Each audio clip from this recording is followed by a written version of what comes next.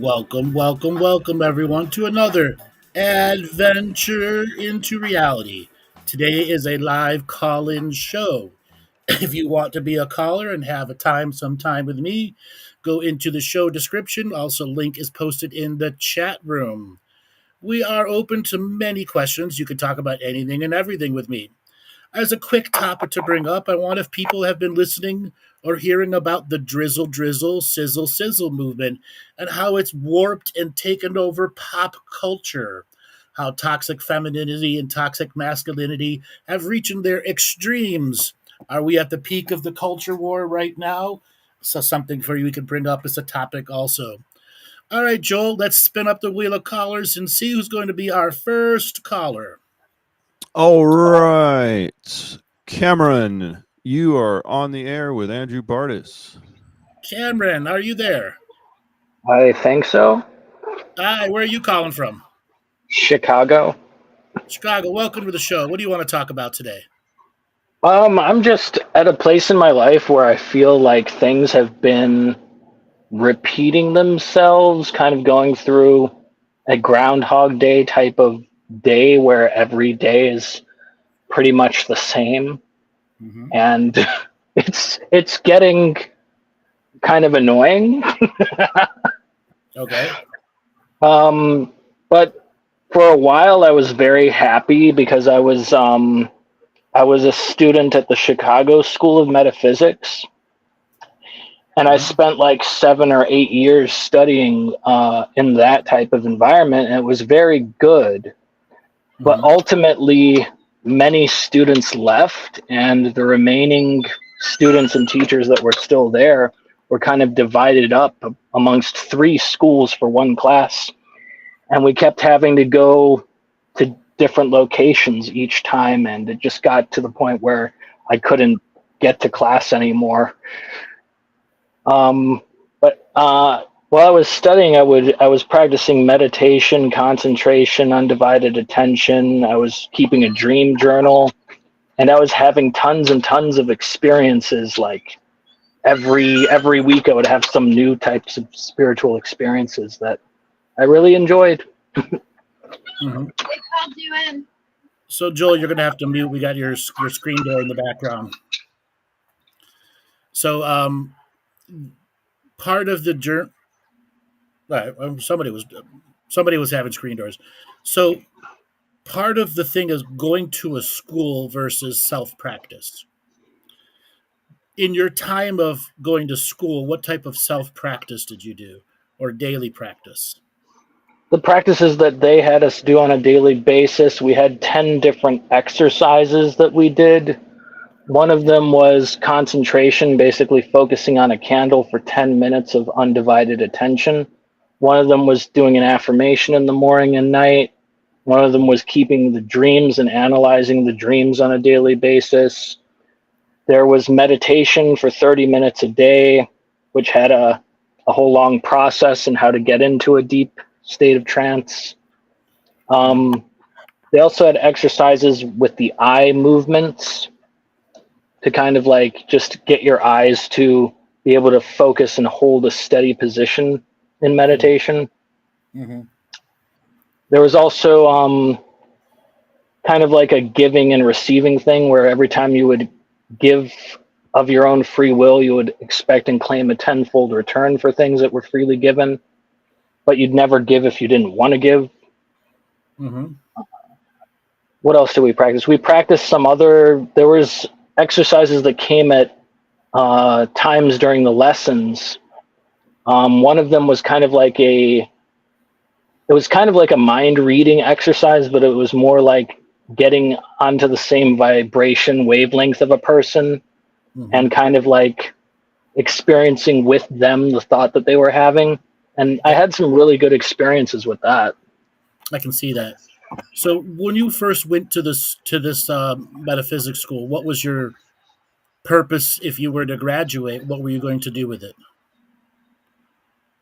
When I first went, I really didn't even know that there was a graduation process to it, but there were like 3 levels of graduation. I did graduate from the first level into the second level that they had, which was very nice. It was they called it keto sedicit. Yeah, That was the name. yeah, I know what it is. So you had no intention of turning it into a profession when going into it. Along the way, I picked up several interesting things that I wanted to do with it. One of the ideas I had was I wanted to publish my own book, and I had a name and I wrote some chapters of that book, but I ultimately didn't really follow up with it. And some of my notes were stolen from me at work. Okay. What kind of work? What kind of work do you do? Right now, I just work at a restaurant. It's a Korean corn dog place. Okay. How long have you been doing that for? Probably it's coming up on a year now. I've been with this place, but I had another job before that I liked a lot better than this. It was working for the company called Getir. Uh-huh. They were a grocery delivery company that was in the United States. They're out of Turkey, and I really enjoyed that job. And I was at a location that was like 15 minutes away from me. That location ended up closing. I transferred to another location that was like 30 minutes away, and I worked there until the last day. And I even got a severance package from them, which was nice. But I was in Getir from the first day in Chicago till the last day in Chicago. Okay. So have you had any other type of professional jobs other than service? No, not really. Nothing like really professional. Okay. When you were much younger, what did you want to do when you grew up? When I was a child, I really liked the idea of being a veterinarian. That was something that interested me. I read a lot of authors that I really liked, and I thought it would be very interesting to be an author. When I was in college, I found anthropology was a very big interest of mine, as well as linguistics. And I've also always liked science, but I didn't know what I would do with a science type degree. So I've got something for you here. Um, you have classic failure to launch syndrome. I want you to process those words, failure to launch. You test everything, you do this, you do this. I might want to write a book. I thought I was going to write a paper, so on and so forth. I practice everything, but I don't get anything out of it because you don't challenge yourself to go to the next level. And that's where you're at right now.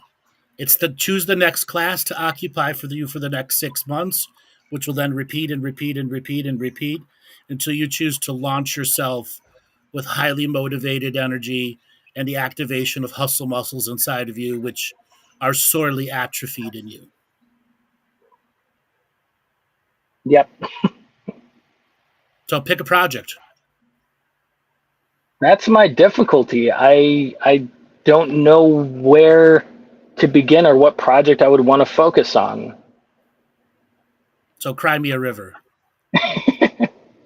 I'm serious. I don't know. Bullshit. You do. You're still afraid to give it because what if I make the wrong choice is inside you. You have all Yes. these internal voices that are going to be the systems of failure for you. And until you overcome the voices that are your systems of failure, guess what will happen? You'll go nowhere. Yep, it's like being stuck in the mud, really. Like Walking through turn, molasses. turning the wheels, and the wheels just spin, spin, spin, but you don't go anywhere. Sure. That's Well, me. that's called the no plan. Yep. Okay? Time for you to get one on the of plan. one of my interests and one of the collaboration efforts I wanted to do was to work on a type of kind of metaphysical spiritual comic book. Um, my skills are not really in drawing. I really like to write. Um, so I feel like if I was in more of a collaboration effort with my partner, we would be advancing and publishing books, comic books, all sorts of things. Okay. So how are you going to start after that versus any of the other projects? Well, we've started before, but when we started before writing and stuff, we kind of like had some stuff figured out, and then we kind of like just left the project where it was Failed at. to launch. Failed to Yep, launch. Same yep. thing. You're at the exact same. Doesn't matter what project you're going to put in front of you. The systems of failure have already won. And until you're ready to challenge your systems of failure, any project you put in front of you is just a repeat, repeat, repeat, repeat, and there's going to be no winning. How do you follow through and get that project? I mean, a lot of the times one of the main failures to launch is I think I'm too tired from working. I'm too All a part of the system of failure built inside you. I don't have enough energy. I have to save money. I can't do it because of this. Arguments for self defeat, arguments for limitation.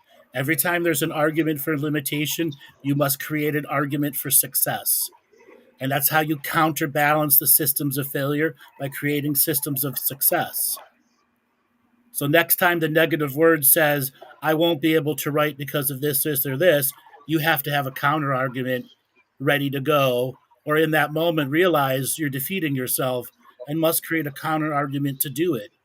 It's all about building forward momentum and then jump starting your creativity to last longer than one log burning on the fire, because that's all you can do is burn one log at a time. And when it's done and in ash, you have to start over. And oftentimes you're burning your own wet wood. It never really gets hot. It's always smoky, always distracting.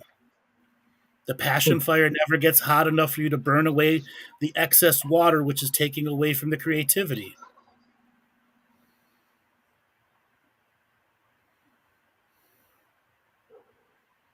so it's So you're making it's in my making point. a consistent effort.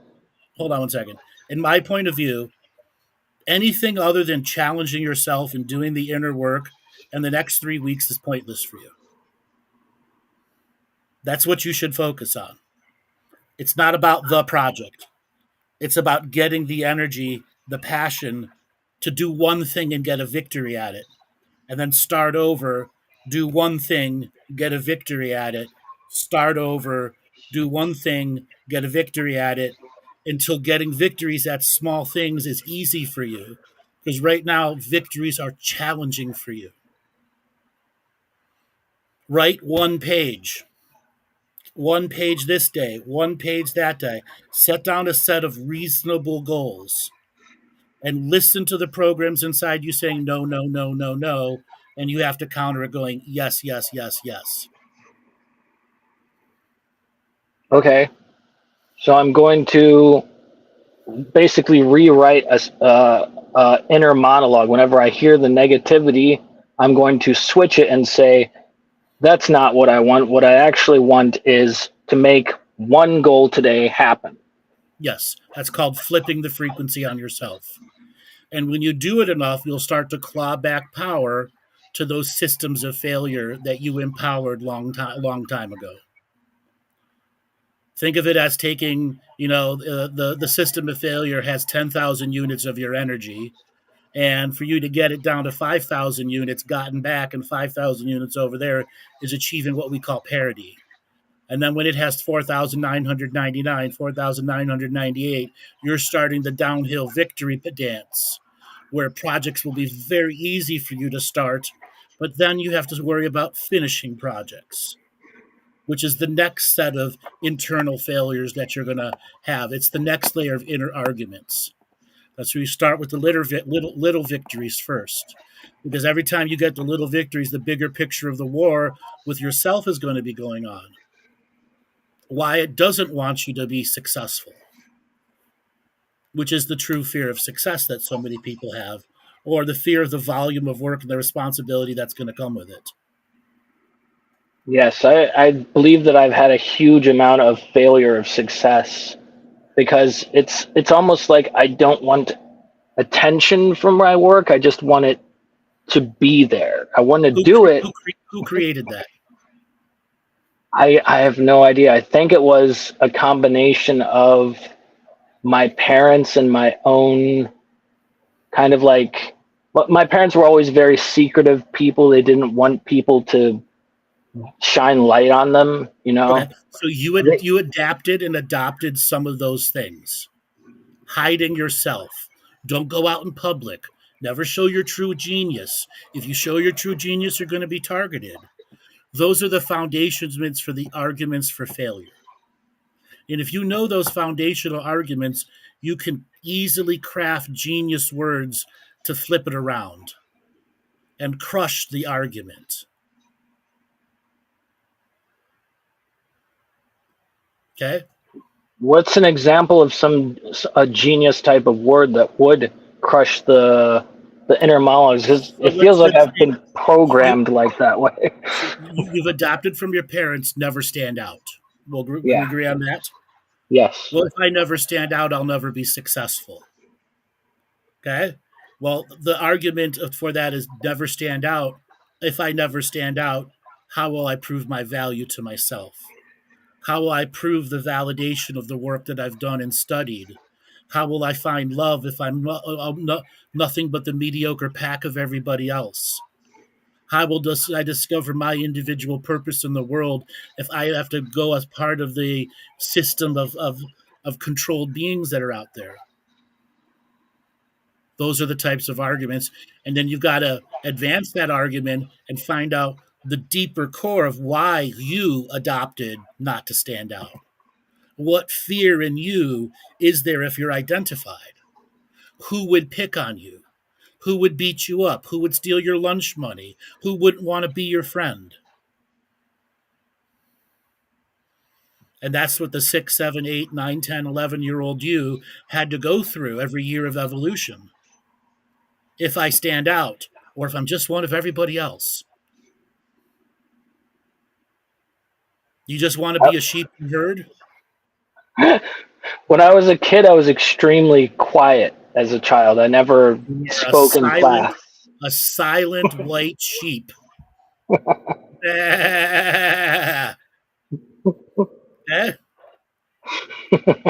That was me.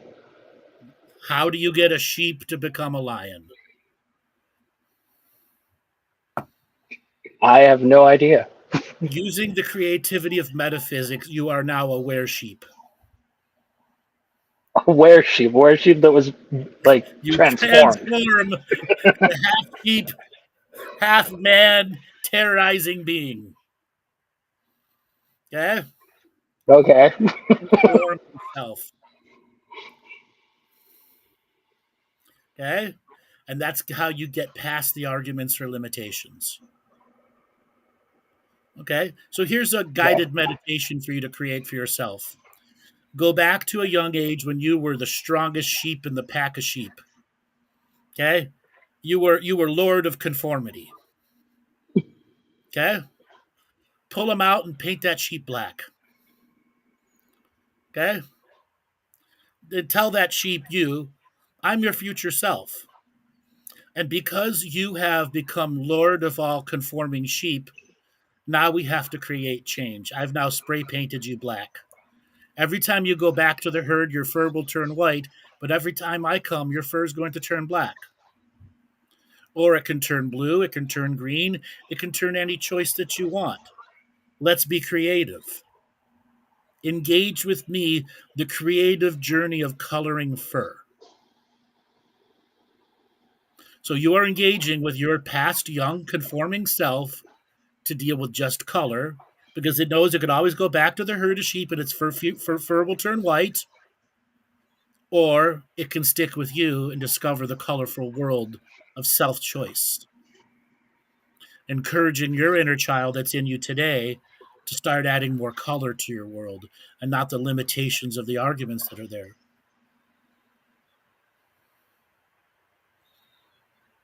Okay, so I'm going to create this kind of meditation to focus on. Yes, to bring focus that your inner child, you're contacting your inner child, the most conforming part of you, the part of you that does that learned young to not stand out. Because by targeting that, you can create changes within it. You can get it to play with you. You can get its innocence to come out. You can get its individuality to come out, which thus it'll come out in you. I've felt that child is there, but that child doesn't. It is still that scared, afraid part of me, and Sure.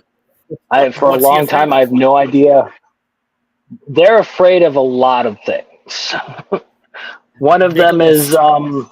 yeah. Okay? There's a lot of them. Make a list. And for everything that you're afraid of, you create the counter argument to not be afraid of it. And teach the inner child through that list. You don't have to be afraid of this. You don't have to be afraid of the dark. The dark is just when the lights go out. You still can hear. You can still smell. You can still feel.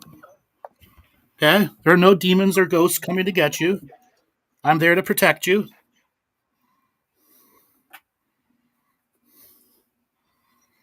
See how the different ways you can get the child in fear out of fear. And after a while, that can become a powerful mantra for you.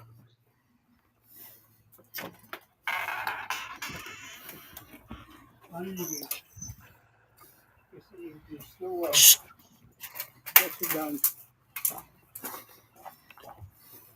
Can you see how powerful those techniques can be? Yes. In dealing with the inner child, the inner work, what do I do when that child just completely refuses to like even look at me? You know what I'm saying? Force it. Do I just force it? Force it. Force it with love. Okay. Because You I'm the can, older version. no, I'm you're the sovereign version. Or the sovereign attempt version. at it. Okay? The attempt at it. Okay? Okay. Another way to do this is you get in front of that little child and you go, I am your future self. What proof do you need? I know what's coming for you tomorrow, the day after, and the day after. What proof do you need, child, that I'm your future self? And then you upload it to his mind. And you go, we are here to create change, change that you can take one step at a time, change that I will show you how affects your future.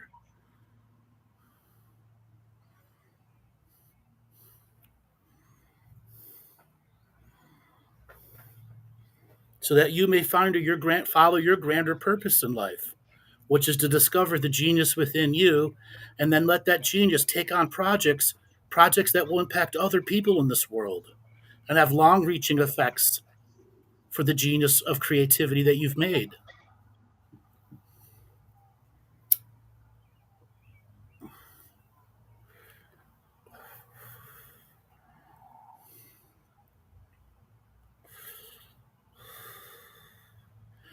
All right, brother, I got to let you go. I'll move on to my next call. Okay. Thank you so much for your suggestions and your help. I You're think welcome. Yeah, they're very helpful at this time. you're welcome. Have a good one. All right. A lot of people connecting to that person and they're talking direct to them. You must be willing to argue for your success and not argue for your limitations. You got to discover when you're arguing for your limitations and go, no, I can't do that anymore. If you allow the inner monologue to take over and take over and take over, you'll never find your areas of success.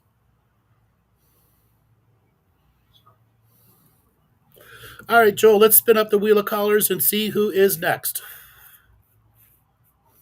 All righty. Let's bring X-Man in. X-Man, you're on the air.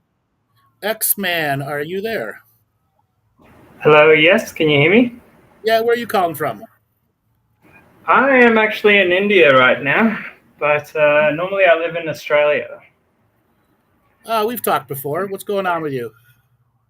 Yeah, I don't know, I just like to talk through the next stage of my journey, I suppose. So what are you doing? What are you doing in India? Uh, well, at the moment, like this is my third time in India. I'm actually just kind of relaxing this time and like sort of settling down and enjoying the sort of um, slower paced lifestyle. Um, the last couple of times I was here, I was doing a bit more exploring and, diving into the ancient mythology and ancient mysteries and stuff. Mhm. But yeah, so now I'm reaching a point where I'm going back home, and it's been a long time since I've sort of been in civilization, working and the normal thing. And so I'm wondering why it is that I, I have these ideas of how I want to approach my re-entry into civilized life.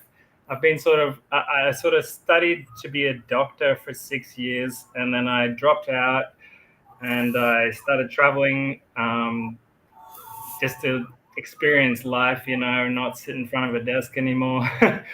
And been a traveling hippie for about 10 years now. And it's time for some projects to get back into it.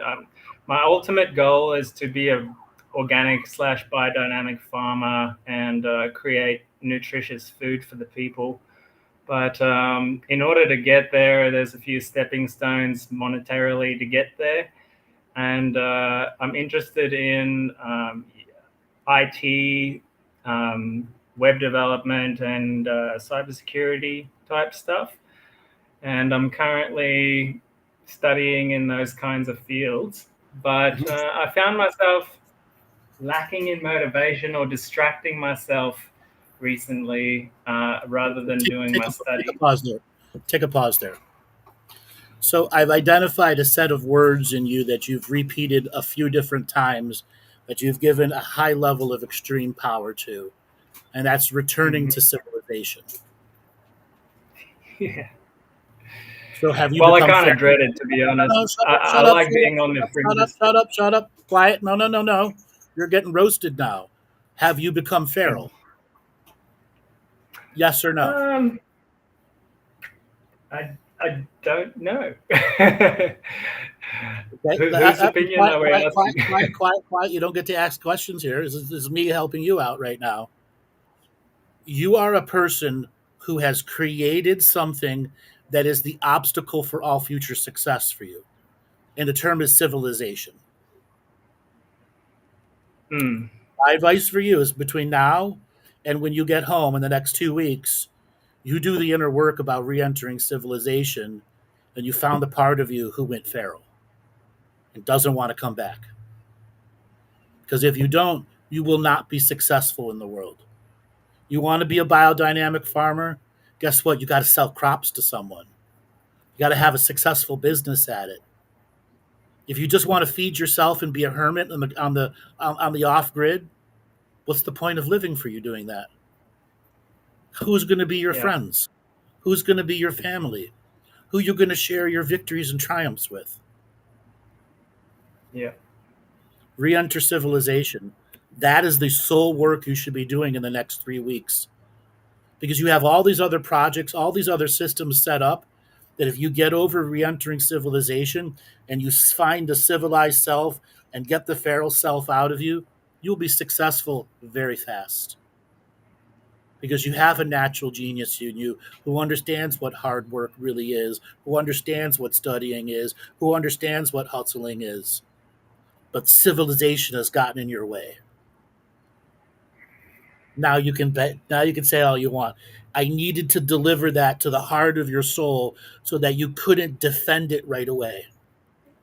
Thank you. No, that makes a lot of sense, actually. I'm just wondering what it is about civilization that I'm so apprehensive about. Like, I know I love people, but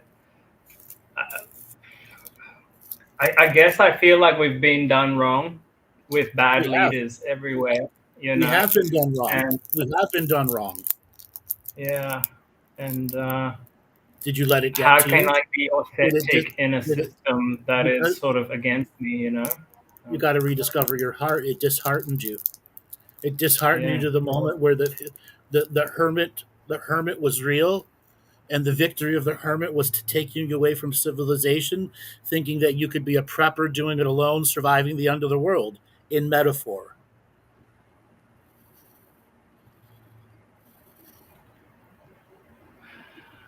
I always wanted to, yeah, um, you know, help, give back to the people, as well. So You can, but being given back to the people is civilization.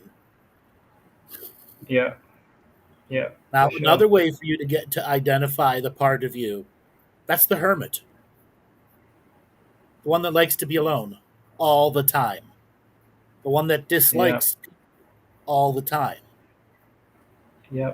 I tend to do that too much to the extreme. And why does it become extremes in you? Because It's you my become comfort zone, I suppose. Like, you became fair. Let's be blunt. You became feral. You became wild. mm, Civilization is not a match for you. Therefore, you're going to go find it somewhere else outside of civilization. You're going to find your 2 acres, and you're going to grow your crops, and you're going to feed yourself and wait to the end of the world. That's what that aspect in you is controlling you through. Never being successful, never following through with your education or your projects. yes. So how do I combat that, Alex, do you think? Or Similar how to the do last, I similar to the last caller, you have to identify the arguments for the limitation, the arguments to be a hermit. mm-hmm, What does your inner mm-hmm. dialogue saying about being alone? What does your inner dialogue do to confirm to you that people are shitty? What does your inner dialogue tell you about how bad the global world is? You have to have counter frequency flips to that. The world is not that bad. Yeah, I've made it that yeah, bad. yeah. And every time that counter voice comes up, you must counter the counter voice. And that's part of the grand inner work that's going to be going on in you as you're going to unroot the feral part of yourself and take your citizenship back. I can do that. I can do that. Yeah. I've been working on those sorts of questions in other areas, but you've pointed out a good thing to work on here. So thank you. I As I appreciate that. said, the next 3 weeks should be about that and that alone. Yeah. Well, Tell I'll you why the next. definitely. Hold on, let me tell you why the next 3 weeks that are important. Is this the lead up to the balance of the the solstice energy, the high levels of sunlight coming in? The part of you that has gone feral is limiting your light, and the light that you can absorb and the light that you can create. It's a dimmer Mm-hmm. in you. And if in the next 3 weeks you are able to even take 25% of your power back from the feral part of you and the hermit part of you and accept that civilization has good in it and that the projects you have need to be part of civilization, you will notice that the lead up to the summer solstice, the 17th to the 23rd, great bouts of success for business, for personal growth will be there for you. You have a unique solar cycle coming. And that's one of the reasons you went to visit India. You had to change the inner cycles that were in you. And a return to an ancestral land helped create that. But it also reinforced some of the civilization, the nasty globalist civilization parts. I'm sure you saw stuff in India that pissed you off. Uh, you know, I, I I get less and less pissed off all the time. Let's put it that way. No, you're becoming numb. But I had my challenges. I had my challenges for sure. You're becoming Oh, numb to them, and that numbness is just forcing the feral part of you. mm-hmm. Okay? One other interesting aspect is that's it didn't come first. Like I sort of um, you know went feral first, but then in the bush one day I caught these like mites on my skin, Yep. and it's been a challenge getting rid of them. And Uh-huh. Did you ever go to to the the point doctor? where I can't wear shoes or anything like that. So Have you gone to the doctor? yeah, Have you I gone will to do it here. The Australian doctors won't look at it. To be honest, it's not part of their paradigm. But what? Having I'll mites in your go to body? a dermatologist here in India, and I feel like they'll be more willing to help. That's your feral side talking still, because you don't trust Western medicine enough in any way, shape, or form that they can help you. Yeah, well, I've seen the limitations since I've been on the other side of it, you know. Sure, reinforcing that belief that the Western world is evil and you're going to leave it. No, Do you not realize how necessarily evil. It's just I've been through the system, you know. sure, They just keep sending me around in circles, and didn't get any because you solutions didn't there. stand up for yourself, because you didn't believe in Western medicine. On your third turnaround, whatever you're doing isn't done. I need to see a specialist for this. You didn't enforce any of that, or didn't enforce it strong enough that anything was actually done, because you Well, still don't like I trust said, Western. maybe Australia and specialists weren't the best option because, like I said, it's not part of their paradigm. Then make I it, spent like six thousand then make dollars going around different specialists, and it then just make it part of their paradigm. And now the energy is I had to pay for it. Okay. well, it's gotten to the point where I'm just going to have to get my own microscope and prove it to them, you know. No. Okay. You don't think the irony is you were hiking through the bush and you got mites that they can't get rid of, going feral? You see the I irony? think it. Oh yeah, totally. It's hilarious.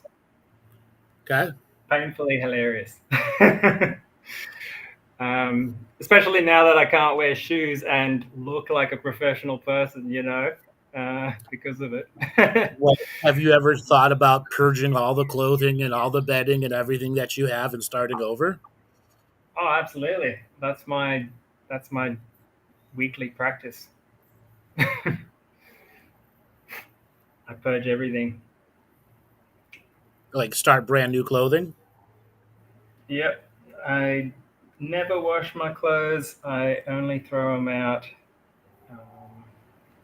for the last year or so.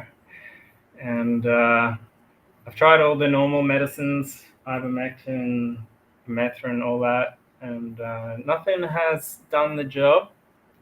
Everything has like Have you tried done using a little anything? bit, but Have you tried using anything like pyrethrin, which kills yeah, all yeah, insects and bug kind? yeah, yeah, done all that. Like I use it only in uh, sort of emergency areas right now, like inside my ears and nose and stuff like that, to keep them out of there, because that's where it really hurts. Because if I use it everywhere all the time, they just get tolerant to it, and I can't. It doesn't do Okay. anything. But You're what saying you're has getting tolerant. Hold on, you get tolerant to pyrethrin? no, the bugs do. They because they breed so quickly. Their turnover rate, they adapt really quickly to whatever you throw at them, right? And so yeah, every Western normal thing that they can give me is basically being used up. And what So I'm do they give considering you? now is these They lay. hot springs Do, in Turkey. that's not gonna do anything Uh, for you. That's not gonna do anything. Are they laying eggs inside your skin? no, on top. So like they burrow into like hair follicles, and but it's only when they move around on my skin when they breed. And because I sort of have a shower every day, I can get the moving ones off and not have them breed. So I can keep it stable, but Have you to tried going actually into? get Have you that in tried? bed, Have you tried going into the ocean? yes. But the problem is I have to be in for like longer than 8 hours, and it gets too cold for me to stay in Right. that long. Here's um, one more. Here's one more thing for you to choose: a flotation tank. There's 1,000 pounds of Epsom salt into yeah, 200 I gallons of tried water. that as well, actually. And what happened was because you don't put your eyes under the water, they just all moved off my skin into my eyes, and it was bad. And Well, it did work, kind of work though, but you can go um, under the water. Just keep your eyes closed and yeah, have a towel ready for you when yeah. you come up, So and you I keep need dunking my own. yourself. I basically should have my own like sort of blow up flotation tank. Hey, yeah. So, question for you: did the flotation tank clear them up at all, or not? It made them move around. It didn't clear them up because they got to go somewhere, right? These things, they don't just die. They're like army tanks, little tiny army tanks, and they moved around. Which is, I'm gonna be blunt with you. This is a ghost. These things. Well, that's what the doctors keep saying. This is a ghost. But this is a ghost. It doesn't feel like a ghost, mate. Like, I mean, the physical signs are there: bumps on the skin, pustules. You know, even up into my sinuses they go. And, this is a ghost. This is a ghost. Stop treating it like bugs and start treating it like a ghost. How do I treat a ghost? Prayer, cleansing, spiritual cleansing, bringing in more light, getting sunlight on your body as much as you can, absorbing inner light, turning the light on in your skin, rejecting its capacity to get inside your central nervous system, and stop. The ghost is activating parts of your dermis system to feed the bugs, and it's just haunting the bugs right now. This is a ghost. This is not just street mites or bush mites. Nah, yeah, it's unlike anything in the literature. I mean, the closest thing this is a ghost. How is that possible? You've listened to this show a while before, right? Yeah. No, look, I've seen ghosts and aliens and stuff, but it's so real. Seeing them is one thing, doing something about them is another. You have to generate large volumes of light. Mm-hmm. Your meditations and your prayers have to bring spirit back into you. Here's the interesting part, because they do react to energy. Because like I did Vipassana, and whenever I get into a deep state of meditation, they start moving around like crazy. Which is with the bugs I can't handle. Out of my meditation. And it pulls you out of your meditation. Yes. Yeah. Classic. Yeah. Classic ghost. You have to maintain high vibration, high frequency. So what do you suggest when I'm in the meditative state and they start trying to pull me out of it? You got to say no. You're not going to win. Have you ever done Wim Hof breathing? Yep. Use Wim Hof breathing to overcome them. And that you're part of the Wim Hof, part of the secondary thought is I am sending this breath as light to my skin to reject this ghost manipulating these mites. I am rejecting its power over me. I'm rejecting its existence in me. I'm rejecting it as darkness and as I generate light. Intense light that burns the ghost away. Okay. I will try that. Okay? And if you go deep into the Wim Hof, you can overcome any itch whatsoever and convert it into relaxation, to intense light. Just as your Johnny Storm in the mutant that can create fire around his skin. You need to amplify the aura. This ghost has created holes in your aura all over. Okay. Well, it's actually interesting because my old partner also had the same thing, and she got over it through mental activity like that. She claims. So I'll give it a try. She defeated the ghost. Yeah. Defeated the ghost. I just think she was. Stop seeing it as a mite. See it as a ghost. All the ghost is doing is using the mites as puppets to give you a grander distraction from the truth that it's a ghost. Yes. If you focus that it's a ghost, I feel like that's true. Yeah. You will have far better success at defeating it. Okay. I'll give it a try.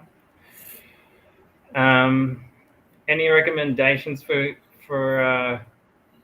clearing such things out of your system, like out of your energy system? It's sovereign. It's the sovereign expression.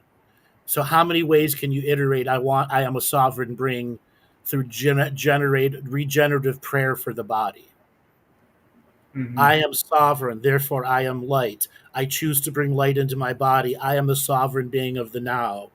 And then the next iteration and the next iteration and the next iteration until you get those powerful set of words that go beyond placebo and activate faith. Okay. Combined with Wim Hof breathing, directing that prayer energy, that mantra, repetitive word energy to be a part of your physical reality, to empower the dermis to become light and reject the darkness draining your life force. Mhm. I have a friend that does energy healing that's been telling me this for a while now. Do you recommend working with others in that kind of capacity, or should I rather focus on myself doing this? Who would you have help you, and what type of work would they do? I, I don't know what he calls it, to be honest. It's some type of what was the guy's name? I couldn't tell you right now off the top of my head what the modality is that he uses, but it's an old friend of mine, and he does this. He's learned from this like Russian energy healer guy, and he Does he claims do it? he's Does he do it professionally, or is he just a hobbyist? yeah, he does it professionally. Like usually it's too pricey for me. I don't really believe in that stuff as as much as he does. But Well, I why think don't you I'll just start with my start with the Wim Hof, yeah, generating yeah. light. Another thing you can do is get into the sunlight with your eyes closed and absorb light through your eyes into your third eye. Have your third eye absorb light from the sun, illuminating light inside your brain, and then add that light to the rest of the body. So it starts the light that's going through the two closed eyes into the third eye is acting like a filter to fill the entire body up with light. And then combine Okay. that with your Wim Hof breathing to take that light. Every breath you're taking in, more light's coming in through the eyes too, filling up every aspect of the brain with so much light until that starts going down the spinal column into the lungs and into the arms, and then ultimately through the entire body until the entire inner core body and including the intestinal tract is fully light, and then spread it to the skin and outer aura until you are a sphere of light 6 feet wide, rejecting anything that's trying to drain life force from you.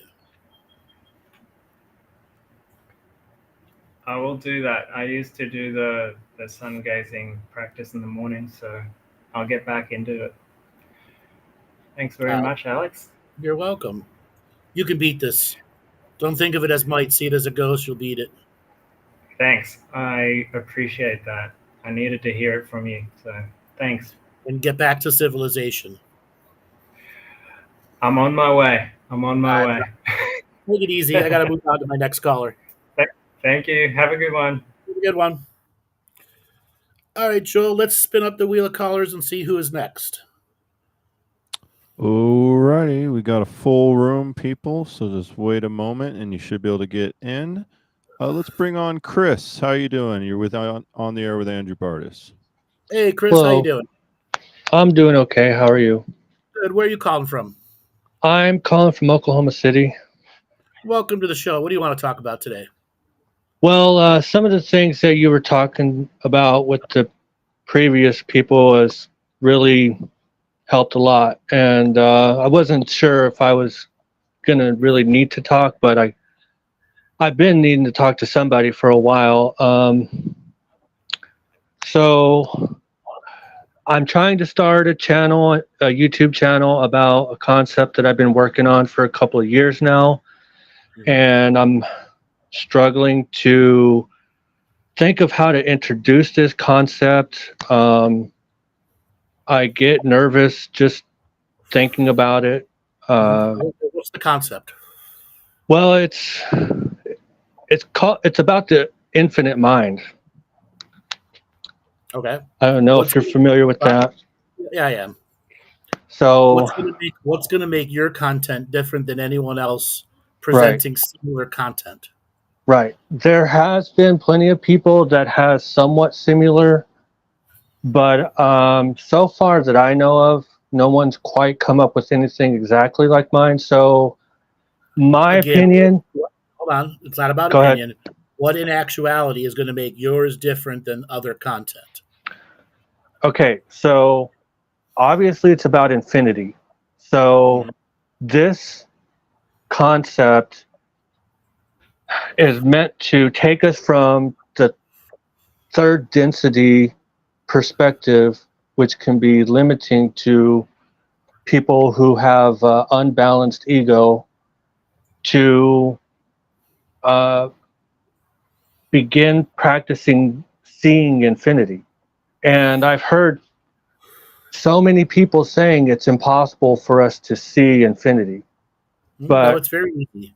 You got to get out of your own way and have an adjusted value of faith that's gone through its own self internal validation parts of the grander journey of recognizing oneness. right. So what I'm attempting to do is give a very direct connection to the idea of infinity. Okay. This Hold on 1 second. Go First thing ahead. first, you can impart wisdom to somebody who doesn't have the experience, which is where your hardest part of starting a channel is. So you have to see yourself as a teacher, Yeah. teaching the journey that gets them out of ego, or at least begins to battle ego. I talk about it in my shows all the time for 10 plus years, getting out of your own way. It would be better as a book than it would be as a YouTube channel. It would be better as a workbook than it would be as a YouTube channel. It would be better as a digital product than it would be as a YouTube channel. So YouTube is not the model for that. That's the first thing to understand. The second part is you've put YouTube as your only model. You can create a website for less than $300, and it doesn't need to do anything more than be able to capture an email and put up a digital product that can be linked to PayPal that anybody in the world can do. The rest is your verbal content on digital document in teacher format. You see the model as that, complete the book and the teacher model, which is the digital product that goes with the book. And from there, you go on other people's shows and present what you're presenting and build your audience that way. Become speaker on a stage. Have you? I've shared this concept just briefly on a podcast, and people seem to be interested in it to the degree that I was able to explain it. And once I told people about my channel, I got 100 and something subscribers, and as soon as they seen the videos that I had, I started losing subscribers. But that's because YouTube will not advance you and your content, because YouTube is not the model for your content. Well, I was kind of. Go ahead. Sorry. Look at the subscribers I have, because YouTube has throttled and limited and shadow banned this channel, along with thousands of other channels that present this material. I've stuck with YouTube for 10 years and got to the point where I can't grow anymore. They've demonetized my channel completely, yet they're still advertising on my channel. YouTube is nothing for me, is nothing more than a way to keep the audience informed with the content that I'm putting out for free.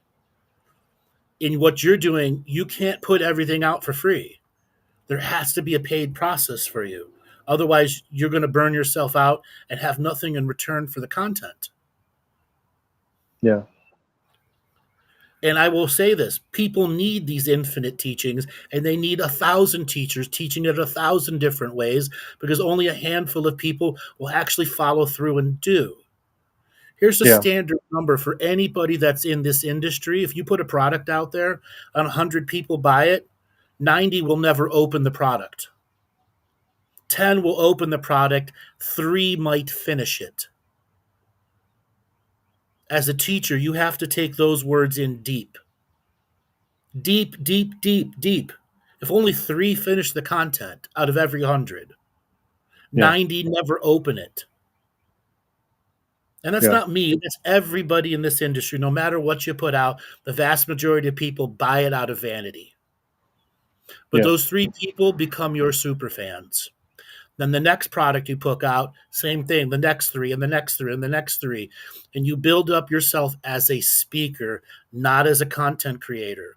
As a content creator, you must follow YouTube's rules, which is 4 to 6 videos per week, if not 10, at short levels that never allow you to explain the content. Well, the one thing I forgot to mention is that this is a visual meditation. Sure, Also. something that people have to practice on their own, and that Yeah. you have to have editing skills to put together the visual processes with it, and then or pay somebody to do it for you, which costs money. It's not cheap to get good edited videos, and having a video editor who understands your content, let alone can do something with it. Yeah.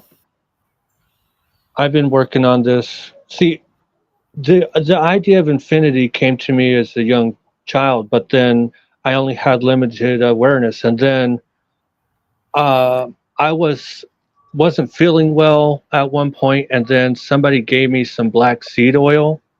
I don't know if you're familiar with that, Yeah. but it really seemed to activate something in me, and then all these pieces started just coming together, and now I'm just flooded with concepts, and I've been putting them all together, and it has been exhausting, but at the same time I'm getting to the point where I can articulate it so well in my own mind, but you're not articulating it on paper. On paper I can do, because I've been writing stuff, but I haven't put a book together. You still haven't put it together as a one document. Well, yeah, pretty much. That's what you should focus on. Because you've already been exposed to infinity as a young child, I also was exposed to infinity as a young child, which means I had a predisposition to understand it. It's like a child learning 2 languages when they're young. They learn to think into 2 different points of view. You have a multidimensional aspect built into you. That means you have a better quality of translation of the 1,000,000-letter alphabet versus the 26-letter alphabet. And Spirit speaks to us in the 1,000,000-letter alphabet, and you have to translate it down to the 26 letters. What you need to do is to start getting out of the rest of the teaching energy and get into the I need to organize it so there's a logical progression that's not at my level of understanding, but for the student's level of understanding that's coming into this, allowing you to use your multidimensional reflection. So when I first thought of it, how to get to connect to infinity versus how you do it today, and then have the instructions and steps in between there.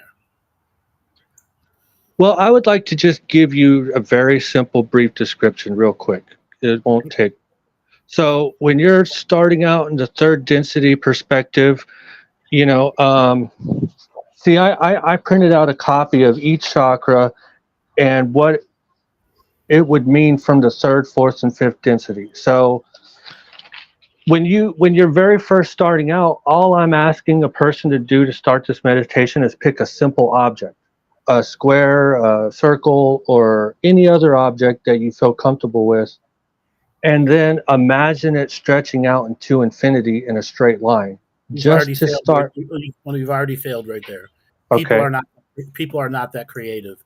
You have to give them a large variety of creative exercises so they get past the process of, am I making this shit up or is it real? The vast majority of people are going to be coming to you with broken faith. You have to take into effect broken faith before you give any technique forward. Yeah, this method is not for a total beginner. Let me finish.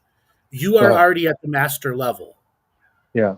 If you explain it at a master level, no one will get it. I'm at a master level from my own perspective. And what I'm trying to help you understand, the model of YouTube is wrong for you. You've got a new model. If you want to be the master presenter, present at the master level. Stop presenting for little children. Okay? Yeah, and that's what I had in mind. Anybody who is interested in this concept would already have to be approaching 4th density. A 3rd density, you're not going to understand this. No, they're going to reject it. Yeah. Okay? So present to me at the master level. Don't hold back. Don't worry about the rest of the audience. Oh my goodness. I will understand your terminology. Okay, to give you a simple example would be No simple. Give right, me a right, right. Just a concept of love, and anybody's concept of love, whatever. Just, well, I'm talking about my own. So I have been comparing many different things to infinity for a long time.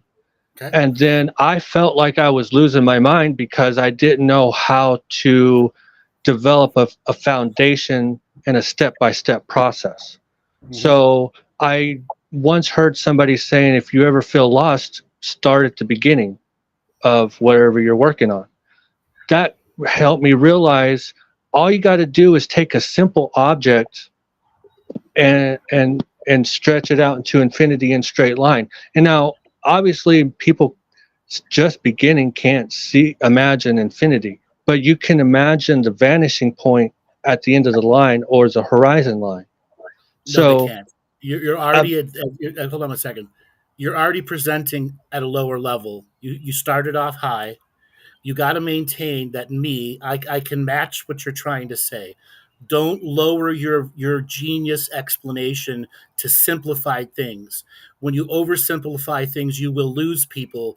People cannot understand that there's a vanishing point. You would have to explain that to new people.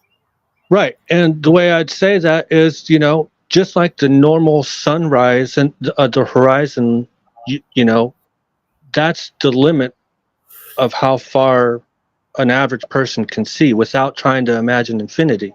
So I'm going to tell them, no, you're not going to truly be able to imagine infinity. But eventually practicing this method will help you. The vanishing point will eventually disappear. And that's when you're ready to go on to more complex perceptions of infinity. Okay. But any simpler than that, I haven't thought of a beginning level. But okay, I'm going to talk about what I was saying about love. I took this all the resonance that I've built up of practicing infinity, even after I figured out this beginning stage. I did a meditation on love, and I got to the point where I started feeling vibrations all over my entire body, and it started getting pretty intense. And then I did stop, but I just wanted to test out what would happen if I used all the experience that I have with infinity on the concept of love. And it was pretty intense. You reach what's called the state of bliss, and from the state of bliss, you experience the many forms of oneness, and then from the many forms of oneness, you go into the sea of universal consciousness, and from the sea of universal consciousness, you become part of the ocean of awareness, and the ocean of awareness has awareness of all the different source selves inside yourself, past, present, and future, making you ancient present now. Yeah. The multiplicities of now. Without time as a reference. Right. And I forgot what I was going to say, but I'm going to try to push you. Go to a higher level of explanation. I just kind of set the bar with you with the statements that I made. Go beyond the message of love. What is the next part of the teaching? This concept has taken my imagination so far. It's amazing. And that's what excites me so much. It's not imagination anymore. It's multidimensional vision and sight. Yeah. It seems like I'm seeing a lot of signs from, I guess, my higher self. And it seems to be urging me to share this concept. And I'm a humble person, and I don't want to think of myself as somebody particularly special, but I recognize that's a limitation on infinity. That's stopping your infinite perception and point of view by allowing humble to become extreme. Yeah. You are special. You were special from a very young age. Accept that and accept the responsibility that comes with that. As being a teacher in a modern age that's demanding teachers step up and put forward content for people to consume. Wow. Thank you for saying that. I was I feel, I was yeah. you. And then before I was you, I was me, a little 9-year-old kid going through my unique experiences, opening up to what infinity told me, Yeah. what potential futures were for me, and that if I limited my infinity, I would never open up to my grander self. Taking off the filters that were created by my parents and my home cultures. Yeah. I feel like I have a new perception on the physical world that people don't appreciate. Sure, because you're playing with idiots. Yeah. You're playing with people who pretend to know. You got to play with the masters. That's why I challenged you from very beginning to say it as a master. Stop boiling it down for the morons. Stop boiling it down for the pack of sheep who will never become a black sheep. Yeah. Stop. When I first started in this industry, every marketing person I ran across, everything said, you've got to boil it down, got to boil it down. And I said, if I boil it down anymore, you will lose the essence of the teaching. And you are exactly where I was in 2014. Stop It, boiling it down. and I Boil it up. got to the point where Harder. everything that I come across, this perception of infinity seems to be a filter for as soon as I hear somebody that doesn't know what they're talking about. And I mean, I don't know everything, but No, neither do I. I got so much, perception of higher awareness that it doesn't take me long to recognize, things. But Right. Which is why I said to you, stop scaling it down, scale it up. Make it more Yeah. complex and more complex and more complex until you have been challenged with complexity at the highest levels. And from there, reflect at what is too complex for even the super geniuses out there. And from yeah, there, you extrapolate what level of complexity you want to write from. yeah. Well, I wish somebody had told me that in 2014 versus wasting all that time, effort, and energy with people who didn't know what they were talking about. well, what I've learned is, okay, there's, according to where I'm at now, there's this first stage of a simple straight line, and then the next stage is the height of the fourth density, which is the heart chakra, where you unify infinity into, yeah, you put it into unity. Yeah, but that leap of faith to unity in the heart has to there has to be a foundational understanding of human-based traumas that keep the heart separated from the mind. That's why the teachings themselves are separate than the philosophy you're trying to present, because the teachings have to have a foundation of how to get past the negative programming and traumas that people have for them to Oh, get back into that faithful connection that allows them to make the leap into the heart. yeah.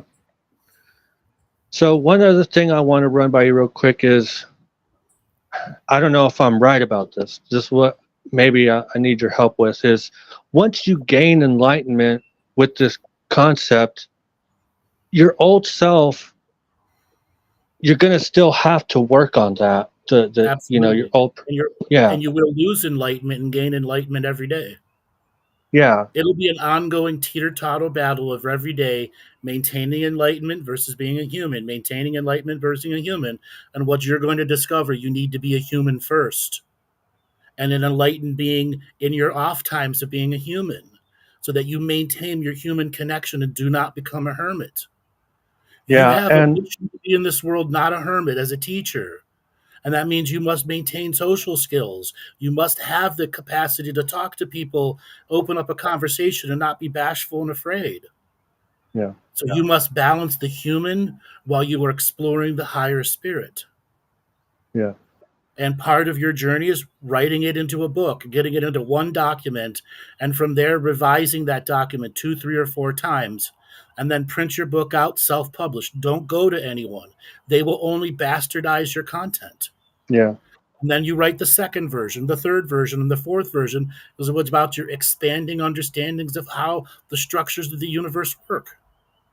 Creating your own terminology. I created my own terminology: ocean of awareness, sea of consciousness, understanding the trinity of eyes. The two eyes go into the third eye.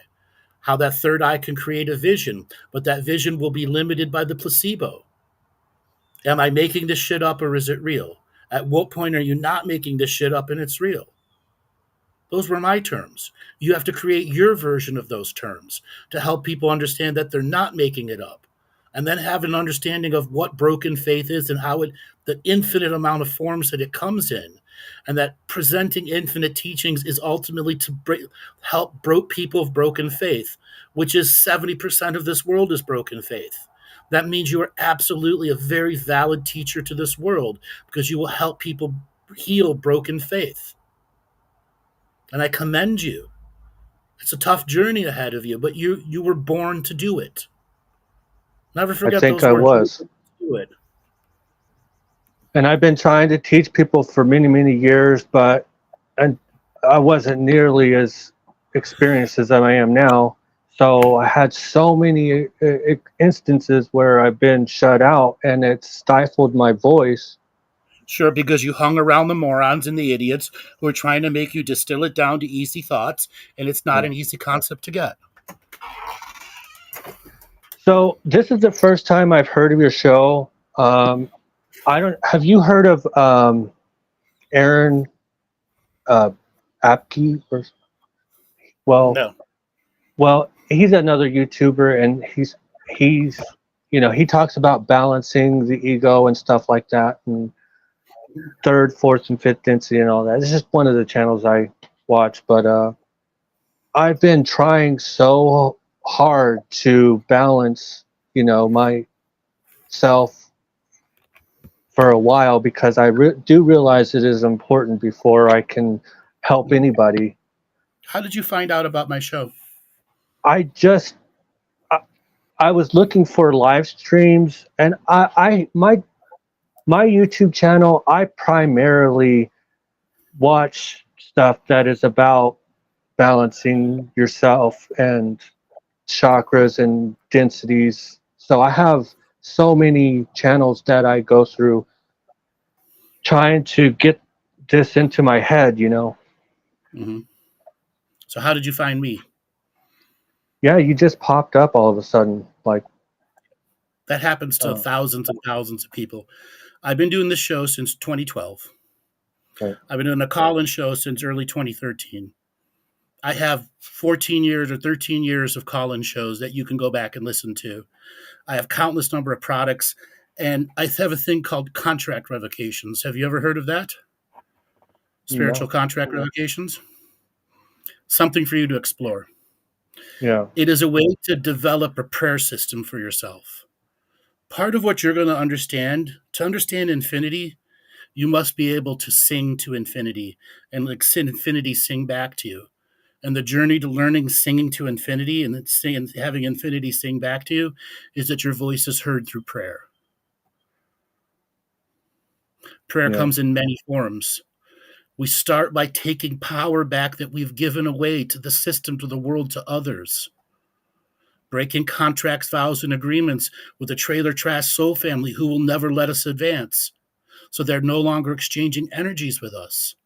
So they were a sovereign individual being who can maintain life force and move forward in the world with our grander purpose. Yeah. Okay. It'd be a good idea for you to check out my website and look at the contract revocations that I have. I have some very advanced understandings of infinity similar to you, and I've been presenting it for years. And I welcome you to this community of presenting infinity because we need more people like you who are trying at the master level. And remember, stop dumbing your material down. At the state you're in, let go of starting a YouTube channel. It will never be successful the way you want. Create a website, create a book, create a product, and go on other shows. That's your model moving forward. Well, I appreciate you talking to me about this. You're welcome, brother. I have faith in you. And I know from infinity we've met each other before, and it's why YouTube algorithm put me in front of you. Okay? Yeah. Thank you. You're welcome. Thanks a lot for calling in. I got to move on to the next caller. Have a good day. All right, have a good one. All right, Joe, let's spin up the wheel of callers and see who's next. All right, spinning the wheel of callers. Michelle Anderson, you're live on the air with Andrew Bartzis. Michelle, are you there? Hi. Hi, where are you calling from? From the Bay Area, California. Welcome to the show. What do you want to talk about today? Hi. There's a couple of things. So I was referred to you by Nicole Frolic. I just did one of her retreats in Breckenridge, and it was amazing. It was a great time, and I learned a lot. So I want to get into the fun thing first, and then the thing next. Okay. Okay. So a few years ago, I was in my living room with my husband and my kids, and there was a bright blue, beautiful flash that appeared. It was nighttime, and all the curtains were closed, so it was dark in the house. And I was just so it was really bright and beautiful. And when it started to dissipate, because it happened in like a millisecond, it was really fast. Like I try to remember to like analyze it as it was happening, so I could remember. And the colors went from like a bright, beautiful blue to like a turquoise lavender as it dissipated. So and my husband had that experience when he had to go away at work, and he had it in his hotel room by himself. So he called me. He was like, "Hey, what happened to you again?" And I was like, "No, but you're lucky." So Okay, so that was an ancestral fairy spirit visiting you and your husband, changing the frequency of energy around you, changing the types of potentials that were between you as a married couple and how the bigger world was going to be interacting with you. It wasn't taking something negative and turning it to a positive. It was adding to the many infinite choices that were moving ahead of you, where something wasn't a part of that before was a new part. Okay, interesting. So it's an ancestral fairy spirit. Cool. Probably bringing new connections of people, potentials, and places for you. Potentially pregnancies too. Okay. And so yeah, I grew up in SoCal, and I've been having a really hard time here in NorCal, just like connecting with people. And so like I just feel like uncomfortable in my skin here, you can say. And so this leads me to the other thing. So I've been scratching my head, the back of my the back of my scalp, the whole entire occipital region of my head since I was 12, and I'm 40 now. And I have a difficult time expressing my feelings and understanding what I'm feeling. And I usually feel foggy, almost like I feel so strongly that I end up feeling numb.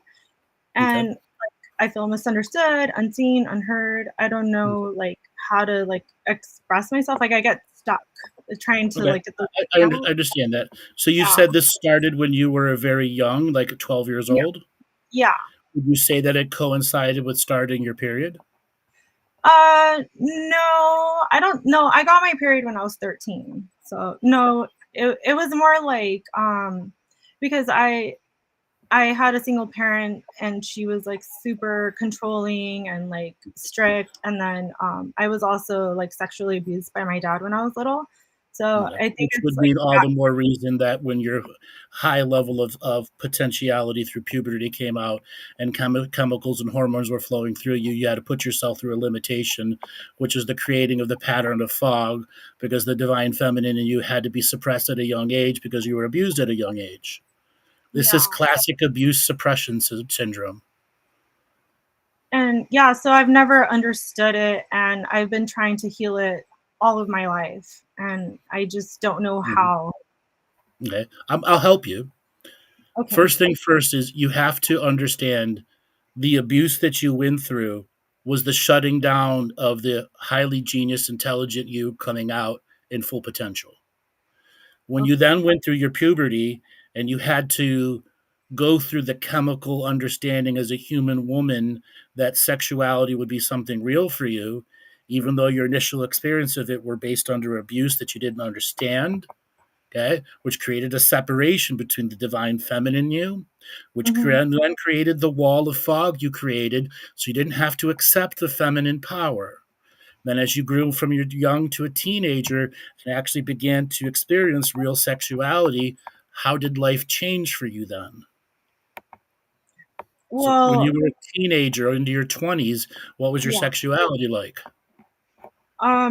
Well, I feel like I always gave my power. Like, I didn't want to have sex with my first boyfriend, but I did like other things, but I didn't want to, and that's how I went in high school. But I lost my virginity when I was like 20, but even that was like I No, was kind of you were sexually abused at a young age, and you lost your virginity at a young age. well, it was between my dad sexually abused me between the time that I was born until I was 3 years old. Yes, I understand that. That means you haven't been a virgin since you were 3 or 1, whatever you want to call it. That is a truth you have to accept. It's part Yeah. of the grander healing of you. And just to let you know this part, I between the ages of 10 and 38, I used to scratch my genital area every Very day in common. fourth grade. But I Very, healed it. very common. I Yep. healed it. So I don't so I know I can do my head now. And so I did and it's funny because you were talking with the last couple callers about YouTube and then like the scratching of the skin. So it's like funny, but I did make a YouTube channel and I talked about my healing journey with all of this, and that's how I was able to heal my genital scratching. But just my head scratching has been the most Okay. difficult. So what is going on is the actual abuse energy from a young age is still stuck in your physical body. And then your physical body went through toddlerhood, adult, and then into a teenager, into adulthood, and the energy's never gotten out. Part of the journey of healing any sexual abuse is getting the stored actual abuse energy out of the body. Because you were at such a young age and there wasn't a developed mind, there weren't developed neural pathways, things turned out different for your neural development. Are you familiar with the healing technique called Rolfing? No. So where are you in Northern Cal? In Concord. Okay, there are plenty of places. So just open your search engine up real quick, type in ROLFING near me. And tell me what you see. ROLFING.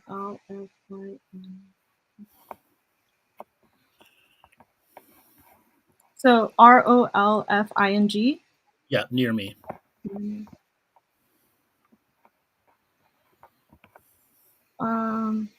Yeah, there's one in Lafayette. That's pretty close.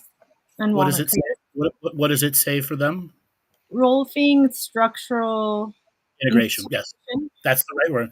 So what they do is structural integration, neural manipulation, and a number of other techniques to get the electrical signals of the original abuse out of your body.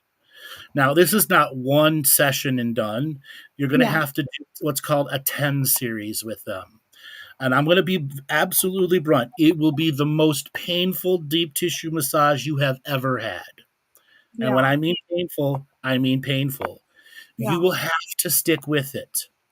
Once you get past the pain, it will turn into pure bliss of get it the fuck out. Okay. Okay? Rolfing people have specialized in dealing with people that have early childhood trauma.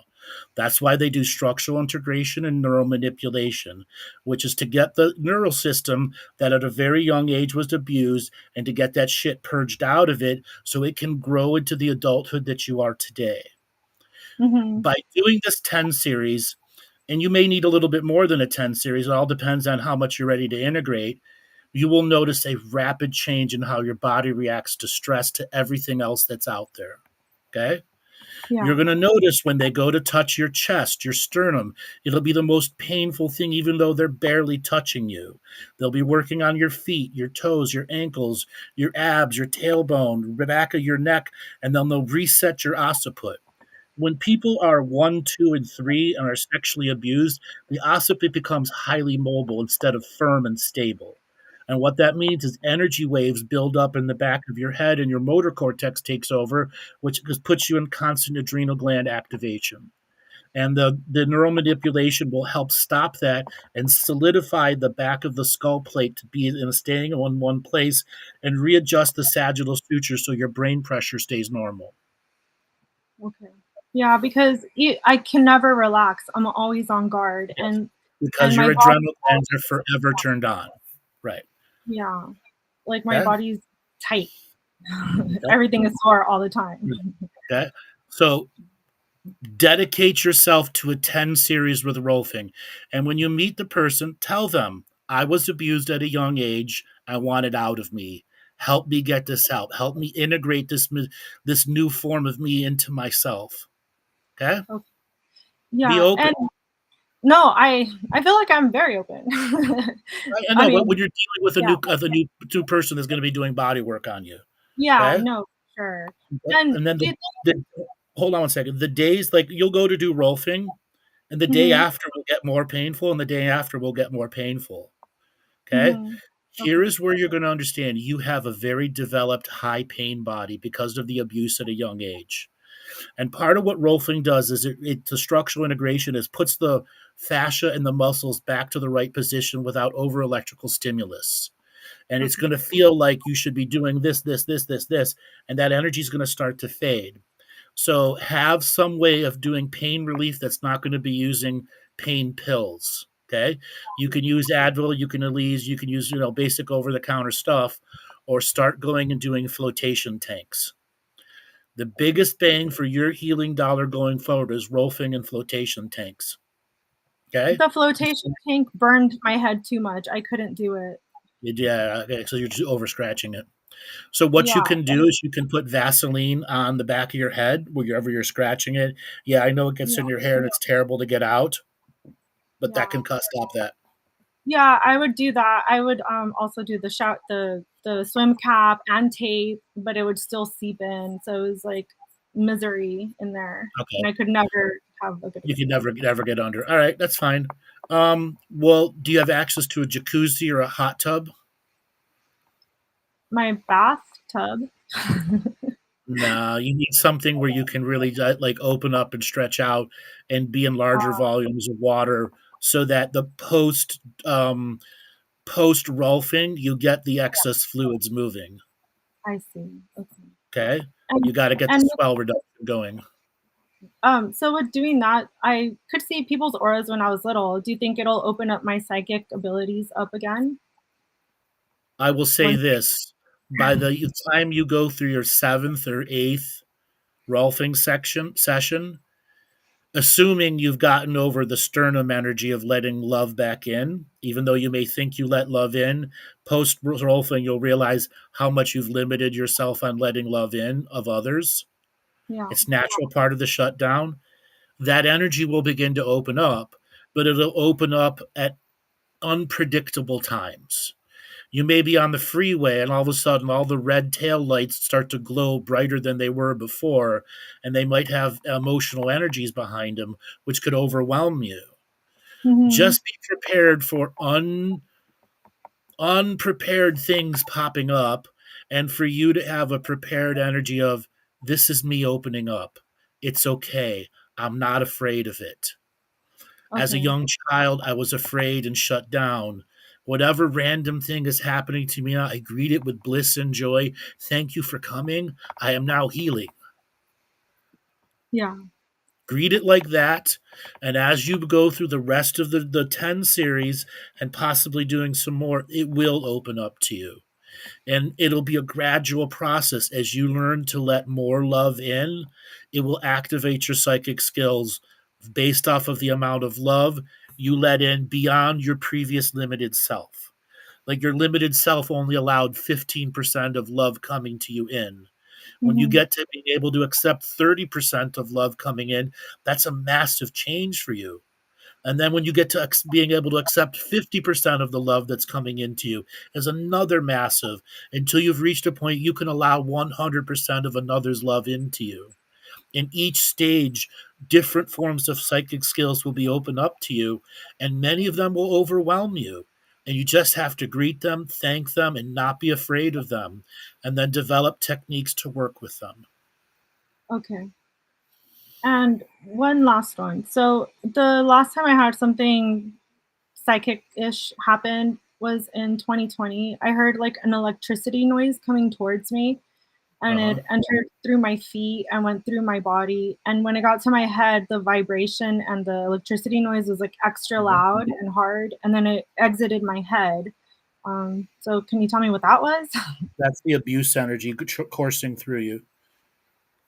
And the funny thing is, that day my grandma had a stroke and she died a couple days later, or aneurysm or something. But it's funny that it was connected to her.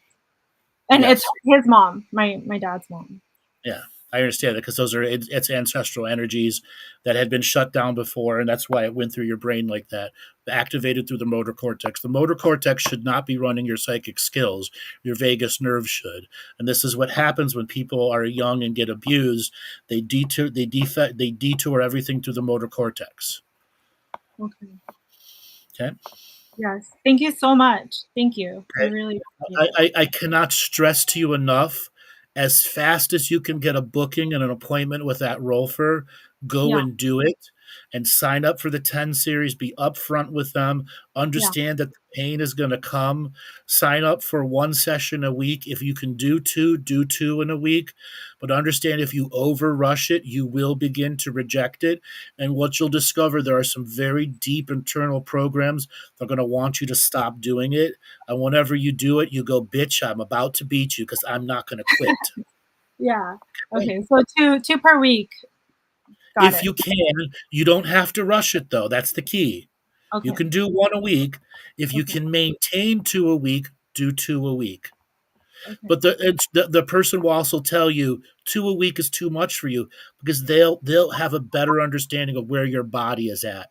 Because what's going on is you're allowing more and more of your soul into your body. The abuse at the young age has limited your soul to 10% access to the body.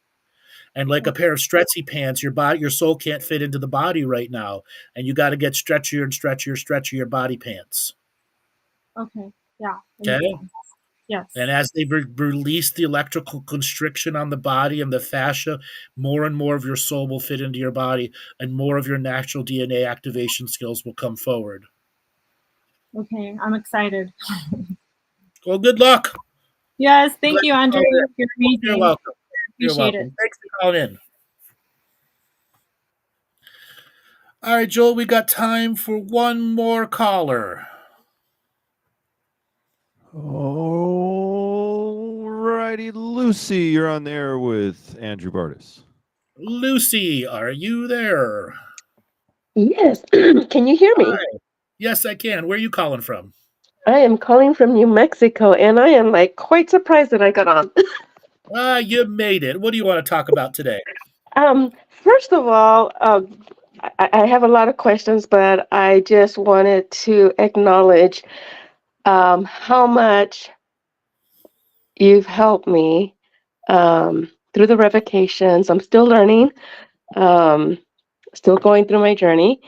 And I learned about you back, I think it was 2019, when you did a session, or you were being interviewed by, oh my gosh, Laura Eisenhower. Yep. Mm-hmm. And that was when I first heard of you, and to give some backdrop on that, I had been contemplating a lot about, the universe, where we come from, what is the purpose, et cetera, and had been learning, hearing a lot of YouTube, and getting oversaturated by that. And at one point in time, I took a class with George Kavasilis, and it was absolutely wonderful. Learned a lot in the meditation, but I also wanted to expand more.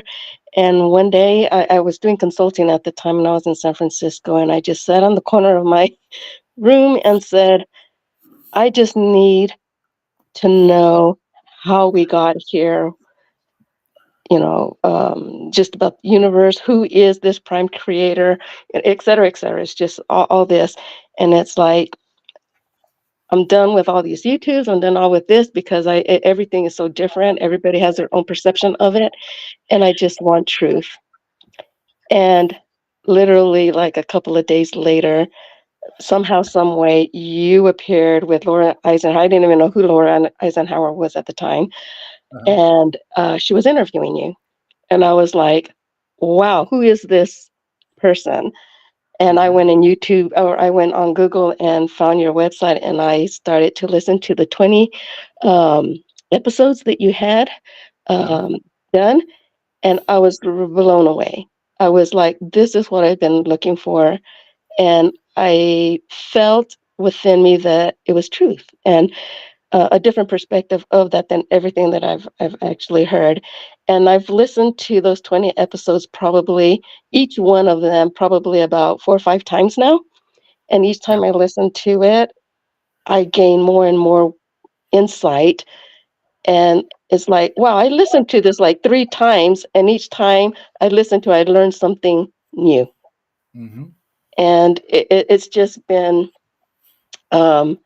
so helpful for me. So thank you for that.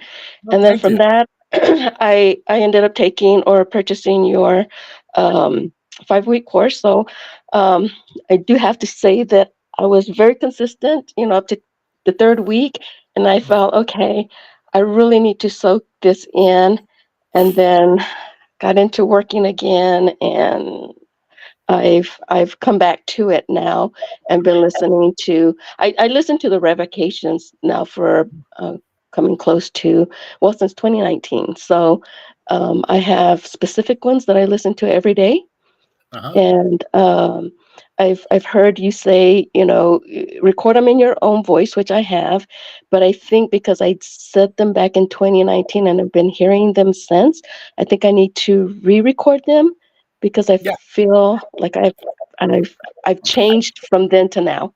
Right. Yeah, and that's the natural the progression. You've listened to yourself. Oh, Yeah. well, can I do better? After listening to it 50, 60, 70 times, you're going to know what parts to do better. And the next time you go to read it out and the recorder button is red and blinking at you, turn it on. Yeah. Touch infinity. Find the faith in you and know the next 50 times you're going to be listening to it, is it better? And it is. I have certain one of my own recordings that I'll go back to 2013 because there's a unique signature frequency, Andrew, that existed then and only then and will never exist again because it was only meant to exist then. But because I recorded it, I have a forever, ever present remembrance of that frequency. That doesn't mean I won't grow. It was something unique to my personal growth and how the audience would be reacting to me. It was a unique frequency that spanned beyond time and space. Okay?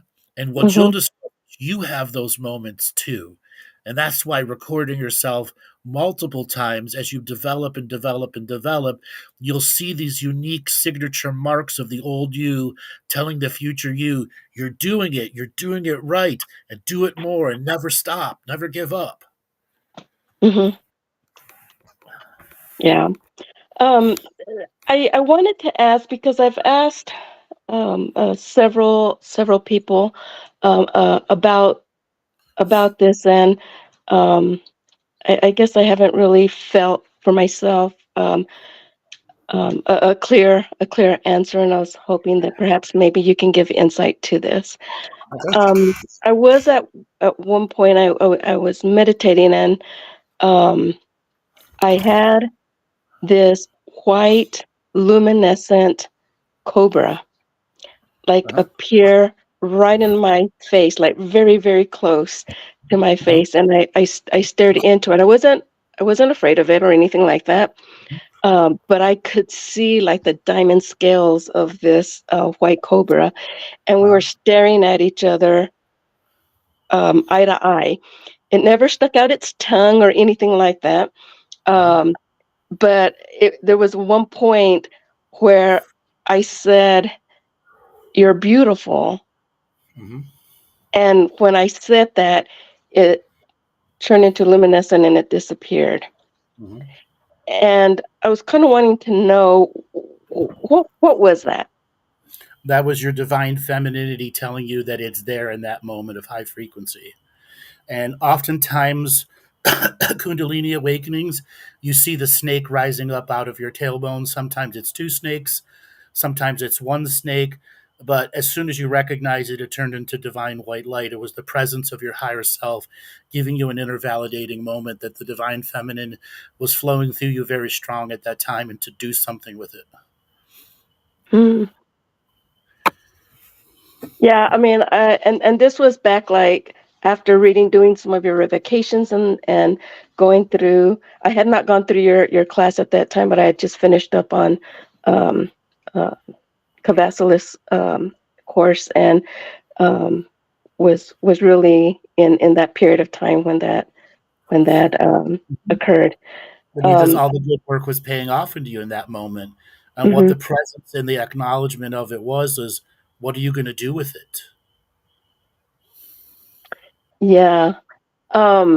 So with that, and I've heard several of your videos and where you've been interviewed and taking back your sovereignty and so forth. And um, back in, I would say maybe I know when the crash happened back in 2008, I had lost like half of my retirement right through that whole crash and all. And I'm like, yeah, no, can't have this. And for me, I've always been someone that's very disciplined with money and so forth, and I don't like being in debt and all. But it was during that period of time that I said, look, I'm going to get out of debt. Mm-hmm. And it took me a few years, but I did. Paid off my mom's house, paid off her car and so forth, got out of my bills and stuff like that. And since then, everything that I do is pretty much I did a concept of bank on yourself where you're actually your own bank. And so that's how I kind of finance my vehicles and stuff like that. So I actually use my equity of my bank on myself, whole life insurance, and pay for my whatever I need, whether I go on vacations. I paid your course off with that. So Wow. I do that because I just don't want to, and I've done your bank revocations and so forth. So I don't deal with banks other than, just your normal day-to-day banking account and stuff. But I try to purchase everything cash if I can. But if I need to do a loan, I do a loan using my bank on myself concept. So because I want to get out of that debt Good. mentality. Sure. And so but with that, I'm kind of in a crossroad because I did some consulting work, did very well. 2019, when pandemic hit, it kind of slowed down because of the traveling restrictions and so forth. But at that period of time, I had just finished a project in California and I needed a break. I didn't realize how mentally exhausted I was until I took that break. And I was only going to be off for 3 months, and that turned into a year. And then it turned into 3 years. And I was able to do that because, again, I was very disciplined and being able to track um, um, that I could be out that long. When I decided to come back into the workforce, it didn't take it took me like 2 weeks just to get back into the workforce, even having been out for 3 years. But I'm back in the workforce, and it's been very difficult because during that period of time that I was off, I felt free. I was And able to, the saddle of corporate life came back. and the saddle of corporate life came back, and Okay. I'm Hold on. struggling to balance, what I've learned in these past few years to coming back into corporate and getting sucked back into that whole, What type of corporate work do you do? Right now I work for University Foundation. It's a So nonprofit. nonprofit, All right. which So hold on. You have nonprofit corporate world, which is the worst of them all. Oh, okay. Okay? The worst office environment of them all. That 3 years you spent off developing yourself, recovering, created a highly vigilant, sensitive you. And Hmm. you return to the workforce, and your highly vigilant, sensitive self hasn't turned off, which is why it's very tough for you to work in a toxic environment of a corporate, a foundation like that. Hmm. Okay, is there other work for you that isn't a nonprofit? Um, in the town that I am, there it's very limited. It's more like a service type of industry here. Uh-huh. Um, Yeah, but you could I get would back have to to go your back to consulting if I really wanted to and branch out. And what type of consulting work was it? I did system implementations, primarily like in the HR Mhm. area. Okay. So I've worked My advice to you is go back to that. really because it was long hours. Doesn't matter. Okay. Still contract job that you get and go here and there, and you can chart time off because you are fiscally balanced person. Yeah. You work 4 contracts a year and that's it, and Yeah. maintain your money and never have to feel that I'm wasting money or not saving anything. Hmm. Because you have that fiscal responsibility gives you the freedom to choose what contract you take or pursue. Right. Where before you took whatever was in front of you until you burned out. Hmm. Okay? Get out of the toxic nonprofit job. It will only destabilize you. Wow. Okay. Because the one thing that I was going to say was when I was off those 3 years, I kind of um, told myself that I wanted to get into an area where I would be able to help, and like with students, scholarships and things like that. And having gone through this foundation, it was like, wow, this is an opportunity to I don't want to say give back, but to allow for others to be able to progress, and I'm helping them in that area. And I enjoy what I do. I just don't enjoy the management style that is Right. there. That Because is, it's I think, is terrible. very toxic. It's terrible. As I said, it's Yeah. terrible. It's toxic. Get out of it before it destroys you. Okay? Okay. Now, Okay. when it's about giving back, you know, as a consultant, you can hire people to be consultants for you, and you don't have to travel as much.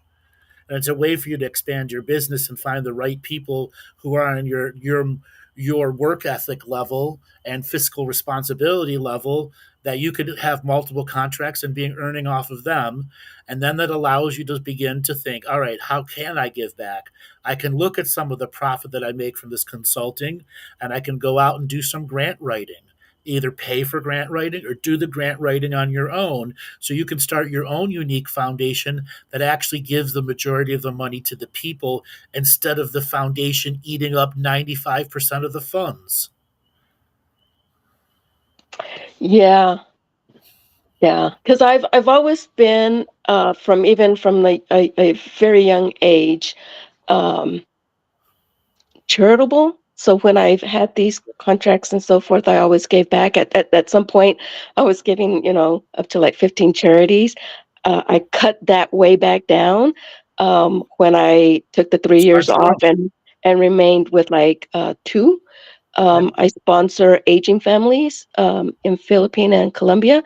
And even through the period of time when I was off, I continued. So I've been with that organization for about 25 years. Um, Okay. with You can different, still but start, you can still start your own mhm, that has the next level of understanding of how to truly help people out of the situations that they're in. mhm. You're the one that's going to write the rules, the rules, policies, and procedures books for it. You're the one that's going to have the type of moral code that you want for this foundation to have, or this 501c3 or whatever it's going to be. It'll be separate of your consulting company, but it will be intended from the beginning where the infrastructure does not eat the majority of the donations. Mm-hmm. Okay? Right. And if Okay. you work with grant writers, there's so much free money out there for grant writing for people that are in whatever situation they're in. You just got to find the right grant that fits what you're looking for. Yeah. Okay. Okay? Think about hiring multiple people to be in your consulting company. So you don't have to travel all the time, and you can make money off of the contracts that they succeed because you're the one getting them the contracts. You earn a percentage off of it. Right. Okay? One of I hear you, and I hear, don't limit yourself.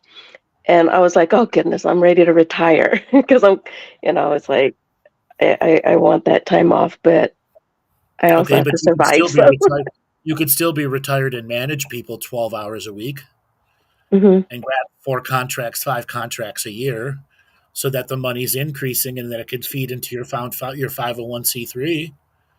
Okay? Yeah.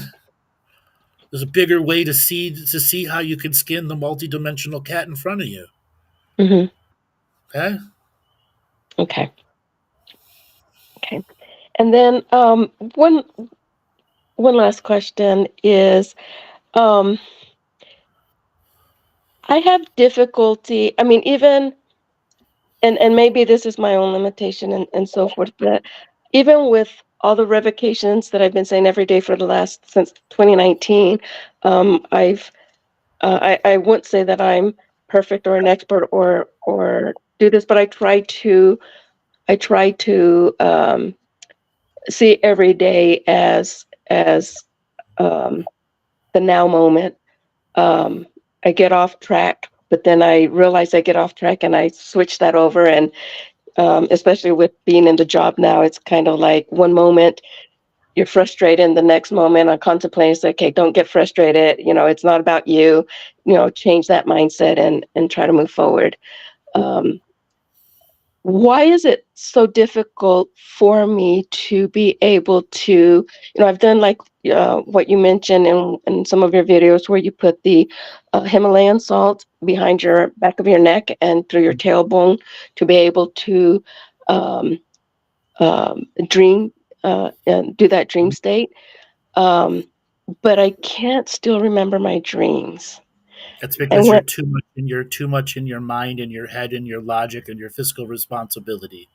okay. And you have given an overvigilance to some of your psychic skills that you don't allow them to turn off because you were burned out and overloaded before, which is a natural response to go to extremes in the opposite levels. And until you learn to relax and have fun again and let the innocent and inner child out, you're going to have restriction action or limited access to your dream space or those types of activities. It means you become far too serious, and the stick up your ass has become a stump up your ass. Right. Okay. Yeah. Yeah. Okay? Because I follow that because when I was off those 3 years, I wouldn't have, when I was in meditation, I wouldn't have it all the time. But when I did have and go into one, I would remember it and it would be profound, like the cobra. Another one I had was where I was flying around, and I can still feel like the wings of the eagle were like sewn into my arms, and I was like flying and Uh-huh. coasting in the air and so forth. And I wanted to experience those experiences, and I haven't been able to do that. So, So here's the metaphor: the stump removal service has to begin. mhm. Okay? Okay, You don't have enough regular fun in your life. Spirituality has become far too serious of a development for you. okay. There's no innocent and inner child play. Okay, what do you do for fun that isn't spirituality? I know you've probably heard me say that 1,000 times in 1,000 shows. Yes, yes. What do you do? For me, well, lately it's all been about work and all, but for me, I love to travel. Um, I would travel to one new country every year until 2019 hit, but I'm doing that again. I'm starting that up again. The answer is nothing. Nothing. Once Okay. a year is not having fun. Right. I do. Again, it's. I like to hike in our Oregon mountains here in So you're now New telling Mexico. me walk in the parks are now what are your fun thing, even though you've heard me say 1,000 times, walks in the parks are still spiritual. It's not Oh, fun for yeah. fun's sake. Right. Oh, yeah. I get it. The Yeah. answer is you do Because I've nothing heard it for before. some fun. The answer is you do nothing. If your default answers are travel once a year and walks in the park, the answer is you have nothing you do for fun and joy's sake. The serious stick has become a stump. You have to break the seriousness in you. When you are able to break the serious stump in your ass and able to experience joy, happiness, and fun for joy, happiness, and fun's sake without a pre-planned or preordained plan of why you're having it, once that can happen in you, whole new realms of experience open up into you. You have limited your infinite potential with seriousness. And you Okay. must learn to play again. And I mean play, like an innocent and inner child. You must discover ways to go and have fun and don't let the serious stump stick in your ass take over and over serious the situation. Yeah, I get it because I've been a serious kid all my life. So Okay? Now is the time at your retirement age. You got to learn to have fun. Not once a year, and walks in the park don't count. Okay. Okay? All right. You need to find a hobby that repays you with bliss and joy for just the act of doing it. And when you have a default hobby you can go and do for the pleasure of just doing, it changes your infinite potentials from limited. So what can you do? That is going out and having fun where the serious stump in your ass doesn't take over. Well, I can do a lot of things. What I can't, what I find myself not being able to do as often. I mean, once in a while, yes. But like going to with friends out to like bars and things like that to drink, I just can't handle the energy around that. Okay. So Well, that's one minor thing that you need to have a variety of things that you in the beginning you can tap into until you find that unique hobby just for you. Okay. Do you have any artistic? Do you have any artistic skills?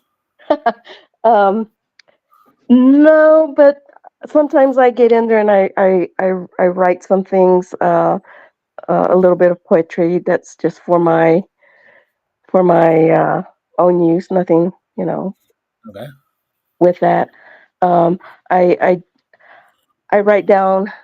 I don't do it every day, but I do write down experiences of the day and so forth. But that's serious shit. Once again, you have deluded yourself into not even knowing what fun for fun's sake is.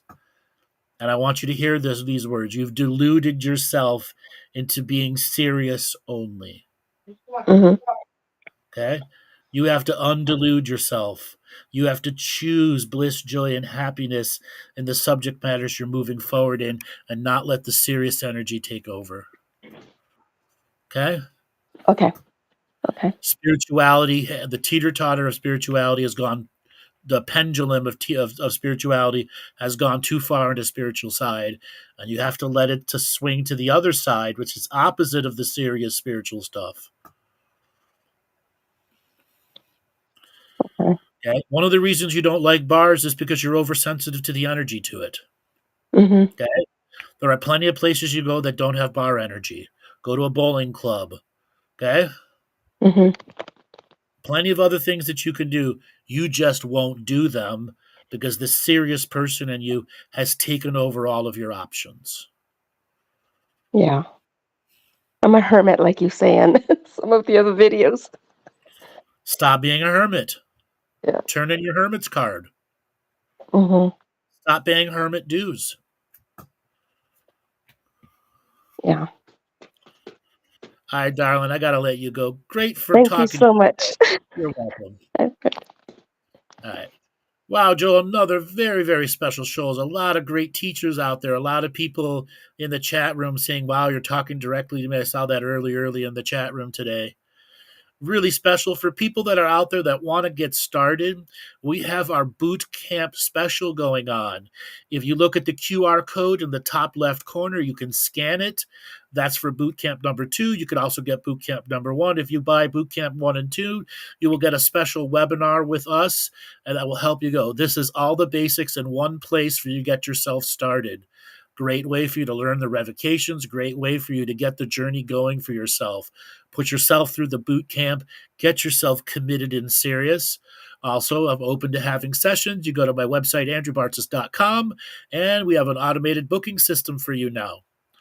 All right, we will be back tomorrow for our normal Friday night game stream where I show people how to have fun once again without the serious energies overriding it as we go and kill digital things and have fun trolling other players in World of Warcraft.